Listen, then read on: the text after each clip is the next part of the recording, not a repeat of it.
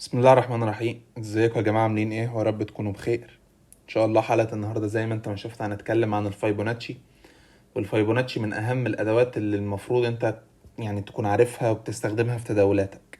حرفيا صعب ان انت تكون متداول ناجح ومش بتستخدم الفيبوناتشي. يعني الفيبوناتشي من اهم وافضل الحاجات اللي انت المفروض تستخدمها. تمام. قبل بس ما نبدأ متنساش تبقى تعمل لايك وسبسكرايب للقناة، ولو عندك أي استفسار يا ريت تبقى تسيبه تحت في الكومنتات.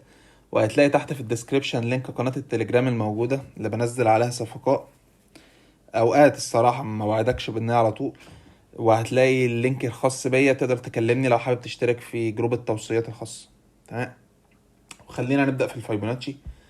أول حاجة، فيبوناتشي لو احنا جينا نمسك عندنا اتنين فيبوناتشي برضو لازم نشرحها. التصحيحي اللي هو ده، والاكستنشن اللي هو ده. يعني مثلا نعمله، خلينا في ترند صاعد زي ما اترسم. دول الاتنين دول. طيب باختصار كده عشان برضو تكون فاهم، الفيبوناتشي عبارة عن ايه؟ سعر كان صاعد، تمام، بعد كده نزل. طيب هتلاقي هنا في وشك ارقام. طيب كل رقم وليه اهميته، بس اهم رقم بالنسبة لك هو الواحد وستين في المية او 0.618. ده اهم رقم لان ده النسبة الذهبية، وان شاء الله تعرف ليه ده النسبة الذهبية. تمام. تمام. والاكستنشن ده بقى ايه مثلا؟ انا اقول لك انا ده بس كده كده كده كده كده مثلا. الساق دي كانت موجة صاعدة، بنرسمه من اول الموجة لحد اخرها، بعد كده المنطقة اللي صححت منه والسعر ابتدى يطلع، بتستخدمه السعر هنا مثلا. طيب ده معناه ايه؟ معناه ان دي الاماكن اللي انت ممكن تجني عندها ارباحك. يعني بص، هنا واحد هنا واحد، يعني 100% من الحركة دي. يعني بص نفس الحركة دي هي. بص لو حتى انت جيت تقيسها اهي، خلينا نقيسوها بالظبط عشان برضو ايه كده اهي. هي هنا بالظبط 100%. تمام. يعني ده بيقيس الحركة كلها، ده الاكستنشن وده الريترستمنت او التصحيح. خلينا نتكلم بقى عن الارقام دي ونعرف هي جت منين. اول حاجة، في فرق بين الارقام والاعداد. الارقام دي اللي هي ايه؟ اللي هي صفر، واحد، اتنين، تلاتة، أربعة، خمسة، ستة، سبعة، تمانية، تسعة فقط. طيب الأعداد من أول 10، 11، 12، 13، لحد كام؟ لحد ما لا نهاية. دي ما لا، خليها كده. تمام. ده الفرق بين الأرقام والأعداد. طيب إيه أقوى وإيه اللي إحنا بنستخدمه؟ الأرقام أقوى بكتير. الأرقام أقوى في كل حاجة، وهي الأساس اللي تبان عليه كل حاجة. طيب متتالية فيبوناتشي بقى جه منين؟ جه من مجموع الرقمين ورا بعض. يعني ايه؟ يعني اول حاجه كده الصفر والواحد دول ملهمش اي لازمه فبينزلوا. حلو. نجمع بقى الرقمين دول، صفر وواحد، واحد، واحد وواحد، اتنين، احنا اتنين وواحد ادي كده تلاتة. طب تلاتة واتنين خمسة، تلاتة وخمسة تمانية، تمانية وخمسة تلاتاشر، تلاتاشر وتمانية 21 لحد ما لا نهاية. طيب ليه بيقولوا على نسبة 61% أو 0.618 دي النسبة الذهبية للفيبوناتشي؟ لأن باختصار بسيط كده، جبنا مثلا رقم 8، 8 أهو، رقم عادي أهو 8، وقسمناه على كام؟ نقول على 13 رقم بعده، وجبنا برضو رقم 8 وقسمناه على 5، رقم بعد ورقم قبل. احنا هنجيبه الآلة الحاسبة ثواني. معلش يا جماعة رجعنا لكم تاني، بس كنت بنجيب الآلة الحاسبة. طيب احنا قدامنا الآلة الحاسبة هنا. لو قلنا 8 على 5 بيساوي 1.6%. طيب يعني هي على فكرة مع الأرقام الكبيرة هتبان إن هي 1.61%، بس خلينا نعرف الواحد ده جه منين. الواحد ده جه من التصحيح أهو، 1.618. ده بالنسبة لو هتقسم الرقم الكبير على الرقم الصغير.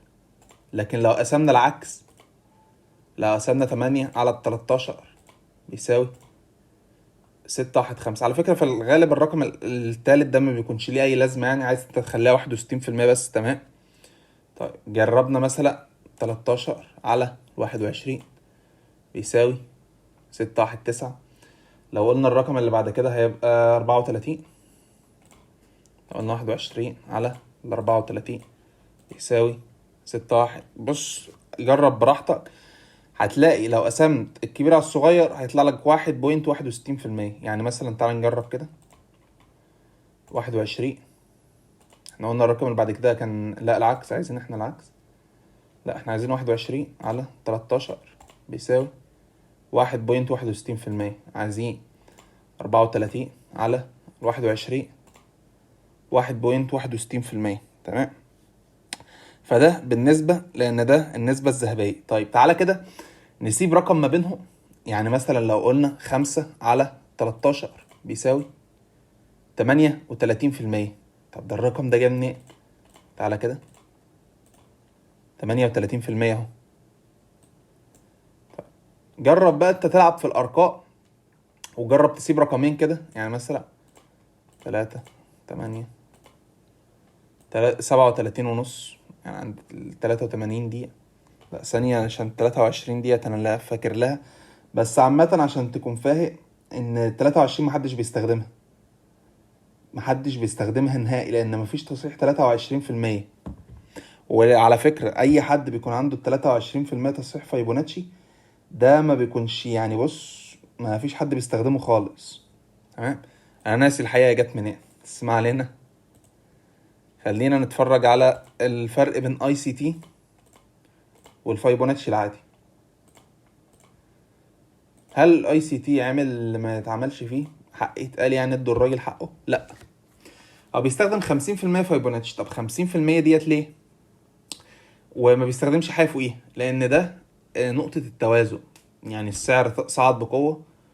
50% نقطة التوازن من الآخر كده. السعر الغالي والسعر الرخيص أنا مش فاكر أنا كنت شرحتها في الكورس ده ولا لأ، بس عامة وقتها جاي عند 50. يعني مثلا حاجة كانت ب1000 جنيه، يعني حاجة صعدت من 100 من 0 ل100 جنيه، كان عارفان تمنها ولا شيء، وبقت عند 100 جنيه. فانت لو اشتريتها ب70 جنيه غالية، 100 جنيه غالية. عايزها انت توصل عند نقطة التوازن 50 جنيه او 50%، وتقدر تشتري من عندها تشوف فرص للشراء. وده اللي بيحصل. طيب 61% هو ملعبش فيها، كانت هي. وهنا في الفايبوناتشي كان 78.6، هو خلاها 79. وال70% مش فاكر الصراحة هو جابها ازاي او جابها منين، بس انا فاكر ان هو كان جابها من النظرية اللي انا قلتها لكم. جرب انت في الارقام وهتعرف تجيبها، لان انا ناسي، بس انا فاكر ان هي كانت جت 70 بتاع ده 70% او 70.5. هو ده يعني فيبوناتشي خد من هنا شال بس اول رقمين، بعد كده بقى بيحط السوالب سالب 62%. ده اللي فيبوناتشي عمله. انا عن نفسي بستخدم فيبوناتشي، تقدر تستخدم الاتنين، بس عن نفسك يعني كنصيحة هتشيل ده وهتشيل ده، ملهمش اي لازمة. وبنحب نشيل تصحيحاته. عن نفسي نحب نخليه كده سلس قدامي. لا وده الشغل اللي انت هتشتغل معاه عليه. وبيستخدم ده باسم OTE، يعني احسن مكان تقدر تخش منه. وبرضه هنبقى نعمل لك سلسلة عن OTE بشكل عام تبقى تشوفه. طيب احنا دلوقتي عرفنا ايه الفيبوناتشي، خلينا نعرف تستخدمه ازاي. اول حاجة اي اداة حضرتك تستخدمها لازم تستخدمها مع الاتجاه. استخدمت عكس الاتجاه ده براحتك، بس انت المسؤول عن كل واي حاجة تحصل. تمام. خلينا مثلا نقيس هنا دي الموجة. خلينا مثلا واحدة واحدة كده. هنا خلينا بالارقام بتاعت اي سي تي العادية. بص هنا من عند 50% تقدر تفكر في البيع. يعني مثلا خليها كده. بصوا السعر اول ما لمس 50% راح نازل من عندها على طول. بعد كده فضل يصحح لحد ما وصل للOTE. بس مش ده المهم بالنسبه لي دلوقتي. المهم بالنسبه لي ان انا اوريك حاجه تانية، وهي ان بص السعر عمل اغلاق فين. يعني اول ما عمل اغلاق عند 61% الشمعة اللي بعدها كانت هابطه بالقوه دي، وطلع صحح من عند 70% وانهار من بعدها. طيب ده اول مثال. تاني مثال هنا السعر من عند 50% يا دوب لمسها. انا عايزك تبص وتتفرج على الدقة فقط. هنا عايزك تبص في الارقام ديت، الاو والاتش والال والسي، ده الاوبن والهاي واللو والكلوز. هنا بص الهاي عند 3.14 وهنا 3.12، يعني يا دوبك عديتها بأقل من نقطة، يعني 2.2 من نقطة. وصل لك الرقم على الدقة يعني. طيب هنا برضو كده كده، بص من عند الاو تي اي، يعني الدقة مفيش كده. هنا برضو ثواني. طيب هنا بقى عشان انت تكون فاهم، انا يعني لا انا عن نفسي هنحاول نشرح لك ديت بسرعة كده. دي سيولة، كل دي سيولة قدامي، يعني ده كلاستر قدامك اهو، وده الشكل اللي انا بنتحلل بيه ونتداول بيه. فبرضه هنقوله لك وهنوريك الشكل بشكل عام. رسمت الفيبوناتشي، دي سيولة ودي سيولة.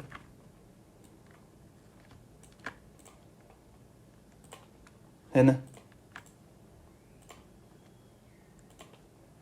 فير فاليو جاب.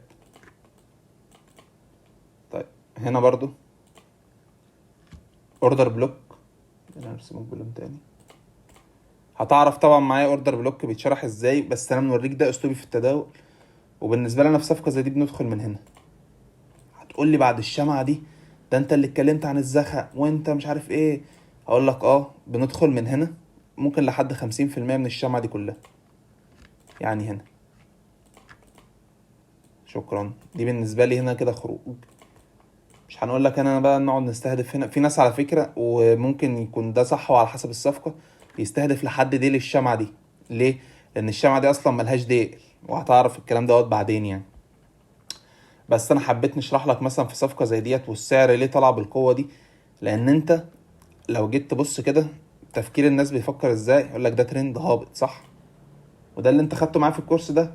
بس انا عايز نمط دماغك يشتغل بالاسلوب ده. يعني نقول لك على حاجه، لما نوريك الغلط وبعد كده نوريك الصح هتفهمه.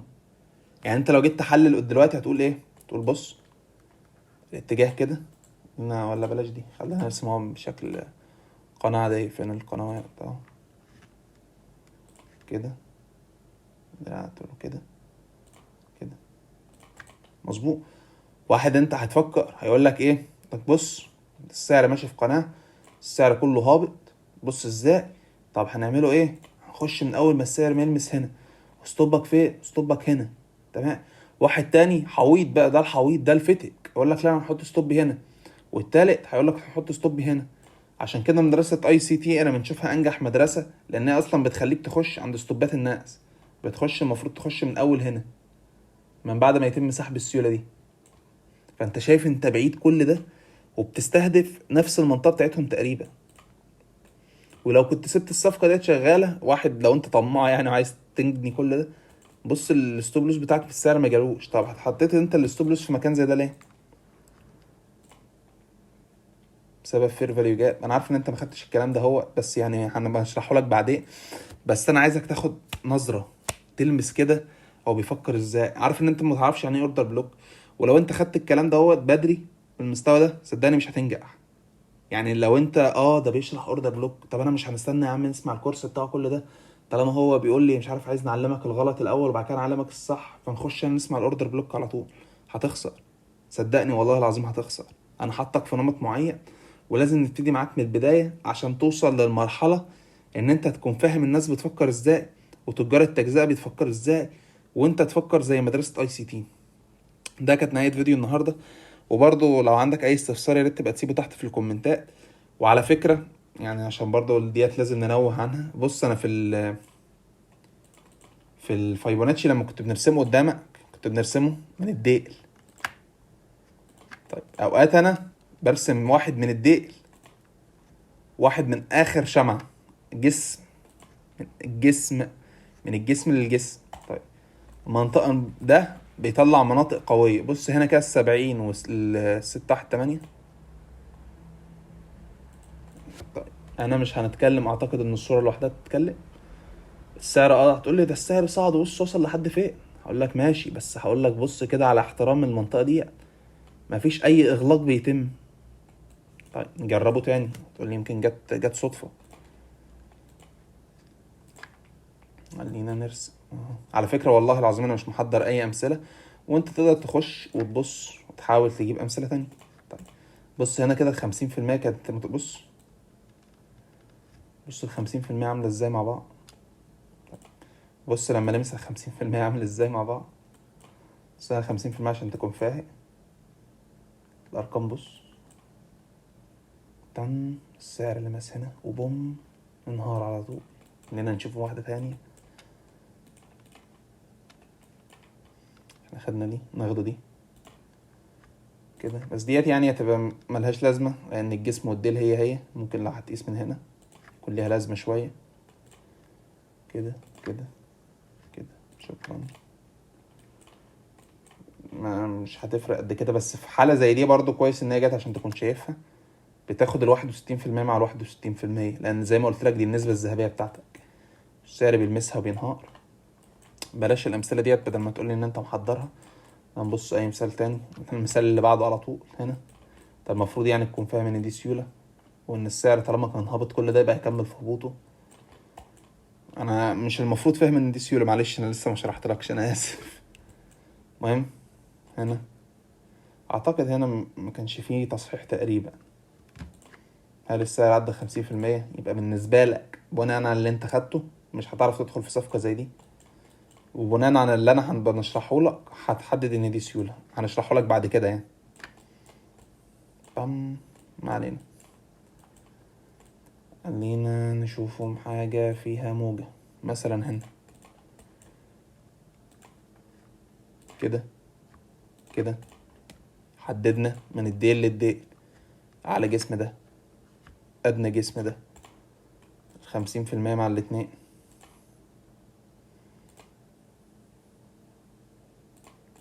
الصورة بتتكلم.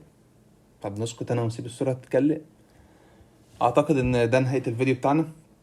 واجبك أنت تدخل تراجع مع السوق، تشوف السوق كان بيعمل إيه، تحلل مع نفسك. عايز تكلمني لو أنت في حاجة مش فاهمها كلمنا على الشات as you like زي ما تحب. ودي نهاية حلقتنا، متنساش تبقى تعمل لايك وسبسكرايب للقناة، واشوف وشكوا على خير ان شاء الله. مع السلامة.